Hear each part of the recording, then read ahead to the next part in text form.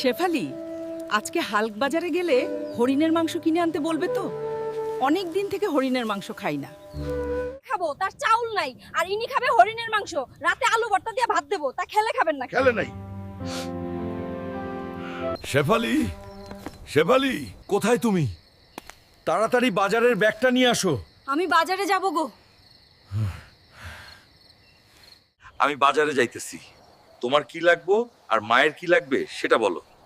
আমার জন্য তেঁতুলের আচার আর ফুসকা নিয়ে আসবে। আর হ্যাঁ, মা তো বুড়ো মানুষ, তার আবার কি লাগবে? কোনো কিছু দরকার নাই। আমার মা যে হরিণের মাংস কিনে আনতে বললো সেটা বউ আমাকে বললো না। মায়ের জন্য হরিণের মাংস কিনে আনতেই হবে। শেফালি, এই নাও 2 কেজি হরিণের মাংস।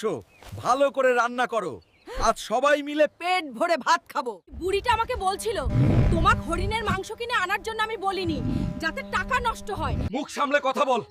উনি বুড়ি না, সে আমার মা। শুধু টাকা কেন, মায়ের জন্য আমি জীবনও দিতে পারি। বৌমার সাথে এমন কথা বলা ঠিক না। আমি তোকে কখনো এমন শিক্ষা দেইনি। আমি বৌমাকে মাংস কিনে আনতে বলিনি। আমাকে মাফ করে দিন মা, আমি আর কখনো অন্যায় করব না। আপনাকে আমার মাথায় করে রাখবো।